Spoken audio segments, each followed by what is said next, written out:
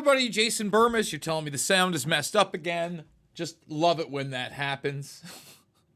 Love it when that happens. I gotta fix that. I don't know what's happening. It's very upsetting that is happening to me. Whatever. We're moving on. We're talking Massie. We're talking solar radiation management. You know what it was? I updated my Stream Deck software. And now apparently it just wants to be absolutely awful. So, great. I love when I pay for stuff. I know my mic is fine. The videos I'm going to play are fine. It's got to be with this software. I'm going to have to figure it out. It's just very upsetting to me that any of that stuff happens. But whatever. We're here to talk Thomas Massie. We're here to talk solar radiation management. We're talking DARPA. We're talking NOAA.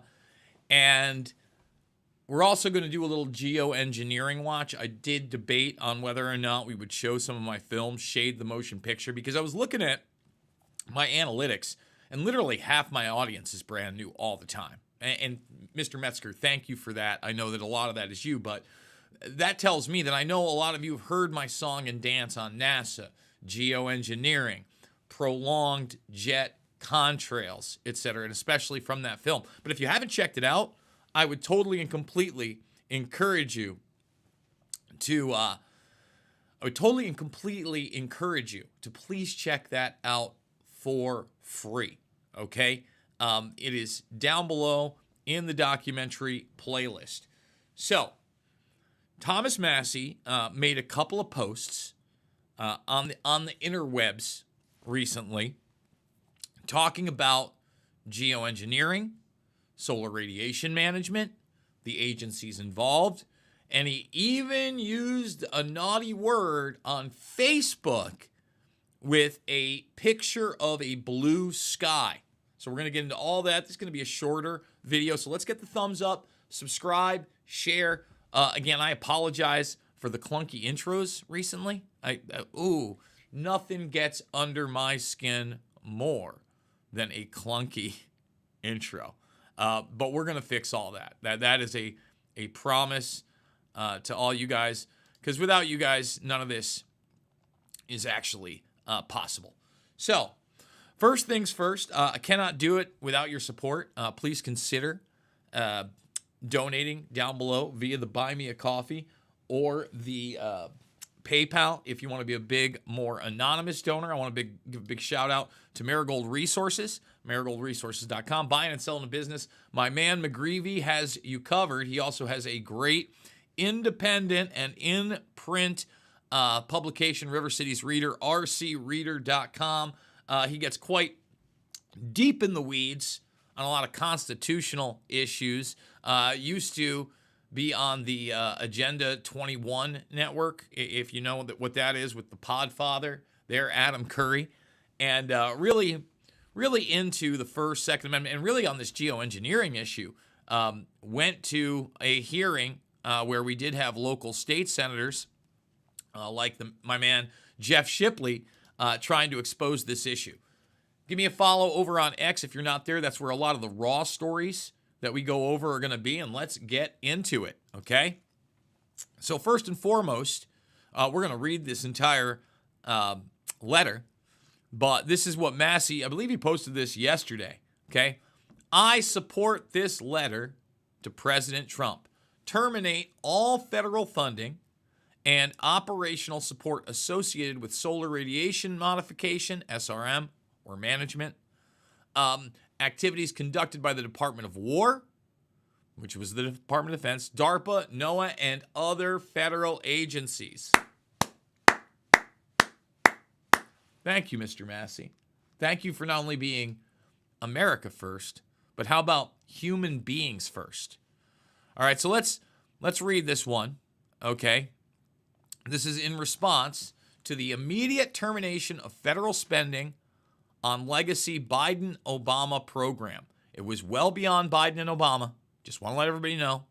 It was definitely a part of the second Bush administration, and really in its infancy looks to be also in the Clinton administration as well, kind of crossing over into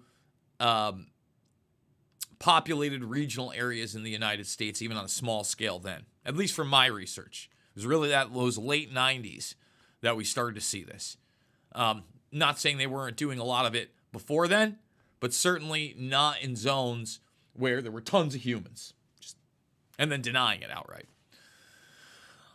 Dear President Trump, I respectfully urge executive action to terminate all federal funding, contracting, and operational support associated with solar radiation modification activities conducted by the Department of War, DARPA, NOAA, and other federal agencies. SRM, an experimental program that injects reflective aerosols into the atmosphere to reduce solar energy, is a high-cost, high-risk initiative that provides no proven environmental, scientific, or strategic benefit. In FY 2023, the then Department of Defense requested $3.1 billion in climate investments. $1 billion. A portion of which supported SRM-related research and testing. This money would have been better spent on military readiness, rebuilding our airports, fixing our highways, and veteran care. Fiscal and strategic concerns, zero return on investment after years of funding. There is no data proving SRM's effectiveness or safety. Boom. Okay. Duplication and waste. Multiple agencies continue to fund overlapping projects with no central accountability. No, just a lot of denial. Because once you're dealing with the Defense Department, DARPA, they just can tell you whatever they want. You get that? They treat you like a child. Only it's not like they're a good parent either. Risk exposure. Atmospheric modification poses potential liability for environmental damage, public health effects, and international disputes, all of which could carry immense fiscal consequences. Every dollar spent on speculative climate change initiatives is a dollar not available to strengthen our forces, secure our borders, repair our roads, and reduce the national debt. Now, NASA is also a big part of this. Okay? NASA. That would be another agency. NASA. All right? Now, the thing with NASA is right now, there was like this breaking report, it didn't go anywhere, that Trump is talking about dismantling NASA. We're going to get into that slightly here too, because, we've talked about the new possible NASA chief. We talked about Sean Duffy, the reality star. We talk about the Musker nuts all the time. But there's a little spat in there. And if they do disband NASA, essentially what's going to happen there is that, first of all, we've seen a big rebranding with SpaceX, Blue Origin, etc. I don't think they disband it altogether. There are some, I think NASA Goddard, we're going to get into that. They're dismantling that. But this is just the modernization, the movement of that agency into other programs. Because listen, that's a black ops agency. That is a warfare-dominated agency. That's why Edward Teller was so involved. SDI, the Strategic Defense Initiative. Okay? And again, at the forefront of the green energy movement, at the forefront of whatever they're doing in the Arctic. Requested executive actions. Issue an executive order immediately suspending all SRM-related spending and authorizations. Direct the Office of Management and Budget to audit all SRM-associated contracts and grants since FY 2015. Really should do that before it. Way before it. Redirect unobligated balances towards measurable, results-driven programs that enhance defense capability, rebuild critical infrastructure, and reduced waste. Conclusion. Solar radiation modification is a legacy of wasteful federal spending, a costly experiment that diverts resources from genuine national needs and undermines public confidence in government accountability. And then he thanks him for his leadership and stewardship of taxpayer money. Okay. And that's from Senator Doug Mastriano. Okay. So, I agree with everything there. And then Massie posts this, best thing about government shutdowns, no. Oh, he said the word. He said the word. And look, when we talk about geoengineering and solar radiation management, I don't use the chemtrail word, okay? Because by definition, that's a conspiracy theory. But if you look at solar radiation modification over on climate.gov on the NOAA site, okay, right here. Oh, it's right here. How does it work? And how might it be achieved? This is what kills me.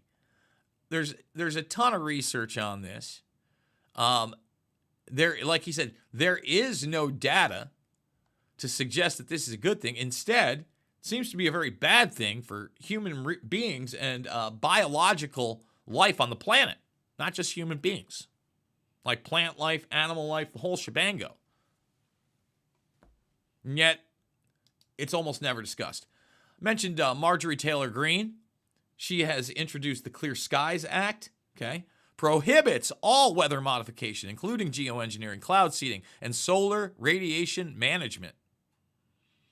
Criminalizes weather modification violations up to $100,000 in fines and up to 5 years in prison per violation. Let's put people in prison.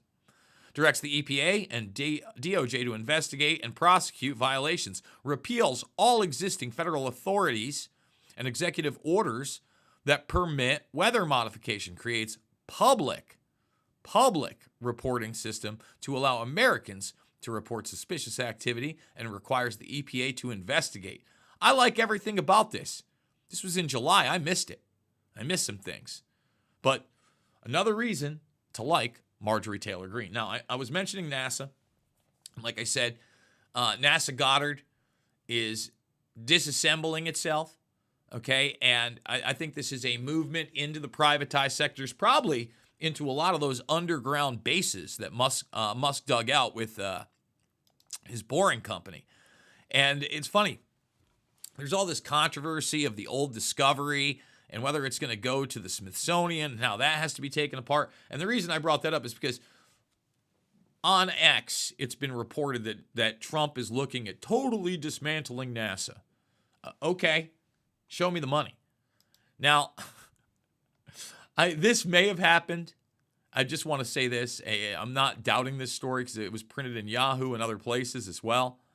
But apparently, Musk has gone off on Sean Duffy, again, the real-world Boston star, the Fox News presenter, okay, and now a part of this administration. This guy, remember, he's talking about nuclear bases on the moon. He's talking about a human man flight around the moon next year, not landing on it. And he's talking about a second space race with China. Musk, to his credit, is just like, look, you know, he's bringing up O-rings and deaths. He's saying that this guy doesn't know what he's talking about. Okay? Okay, so it's right here. The SpaceX boss made a series of posts on a social media platform on X in response to Duffy's remarks, including a GIF of a famous exchange in which the anchor asks a guest, "Why are you gay?" So there's the big controversy. The real controversy is that for some reason in 2025, using rocket technology that was supposedly in the late 60s and early 70s took us to the moon and back multiple times, we can't do it. And not only we can't do it, no other nation state has done it. Just weird, right? Just weird. At least Musk is saying, hey, this is ridiculous. We're not going to the moon next year. But again, Musk is out there also selling you on the ridiculous idea that we're going to Mars. Also not happening. I want to play this quick video here from geoengineeringwatch.org, kind of going over some of the things we absolutely know are happening and some of the things that are in these cocktails, if you will, of aerosols that are being sprayed around the globe. Okay, and being admitted to more and more, but it's been going on for decades. So here we go. So here's the big dogs. Since 2006, the snow on Mount Shasta has 5 times more aluminum 61,000 micrograms per liter than the soil underneath it. Pure white snow has more aluminum in it than mud. Can you beat that? The snow water is unsafe to drink on Mount Shasta. How can white snow have more aluminum than mud? Now, the aluminum content of rain should be 0 with a pH of 5.5. When jets are not spraying, maybe so. When the jets are spraying, we get up to 13,100 micrograms per liter and pH up to 100 times normal. It goes really alkaline. This is over 13 times the federal safety limits for drinking water. Don't drink the water.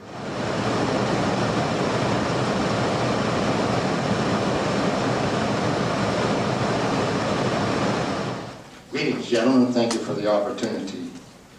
I'm a retired scientist, bachelor's, cum laude in forestry, master's in zoology, 35 years, USDA scientist, Soil Conservation Service, U.S. Forest Service, civil service equivalents in range, wildlife, fisheries, geology, agriculture, soils, ornithology, entomology, botany, mycology, hydrology. Am I qualified to speak? Just letting you know. Okay, you want some figures? Okay, latest water test. Tested the rain. 13,100 micrograms per liter of aluminum in the rain in 2013. Normally, it should be 0. So 13,100 is pretty damn much, folks. It used to be 0, then it was 100s in the 2000s. And then since 2010, it's into the 1,000s and the latest 13,100. In the snow on Mount Shasta, pristine Mount Shasta, 8,000 foot level, 61,000 micrograms per liter, 4 times the amount that is found in the soil up there. Where in the hell is this stuff coming from if it's not coming from the soil? Now, normal, again, it's, these tests are international in scope. We're seeing this all over the world, guys. The aluminum in the soil has doubled in the last 10 years. Aluminum blocks essential nutrients. I am unable in my garden to restore normal pH, and that's because nanoparticles are now in the circulatory systems of both plants and humans. So welcome, fellow guinea pigs. The collapse and decrease of agriculture is something I worry about. Okay, you can lead into precipitation testing. Francis, what have you done? How's that gone? The way I get most of my data, in fact, I should say the preponderance, 90% of it, there's a little bit from natural observation, but 90% of it comes from testing snow water and rainwater. And I get it as soon as possible after it falls.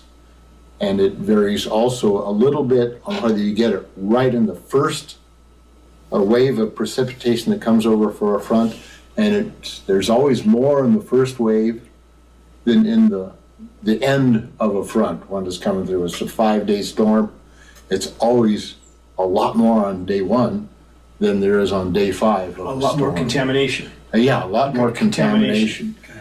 Like in a first wave that came through one time here, we measured the snow, and the snow was 61,000 parts per billion, that's micrograms per liter, of aluminum. Now, that makes your hair stand on end when it's that much. Put that into context for us, that how high above what we should expect is that, we know that we should probably be less than 1 ppb. We're at 61,000. Put that into context if you would. Okay, normal is 0, and you're getting 61,000. Normal would be 0, or maybe to allow for, say, some people will say it's contaminated. Well, a contamination rate would be like 1 part per billion, which is a heck of a lot different from 61,000 parts per billion. Even the soil is not that high. There's more aluminum in the precipitation coming down than there is in the soil. That's very scary. And then, of course, in the rain, it varies depending on whether it's the start of a front or the end of a front, and that varies again from in the tens of thousands to a couple hundreds, and occasionally you'll get something that's less than 100. but it's almost always in the thousands. Of parts per billion. Yeah, parts per billion or micrograms per liter. And for these, again, that we should really ideally expect nothing, not even one ppb, and we're talking about hundreds or thousands of parts per billion. Would you not, we would have to consider that highly toxic snow and rain as far as human consumption. The federal government has a toxic limit of 50 parts per billion or micrograms per liter of aluminum. And we're talking, 50 is the limit for federal. And we're talking local people that are drinking rainwater that's doing thousands. But when it starts going into the thousands, like we're getting in rain and snow water now, and I'm not talking just Mount Shasta, I'm talking all over the United States. You're getting in the thousands. Of parts per billion. Of parts Yeah. per billion, micrograms per Keep liter. reminding people that. It's just astounding.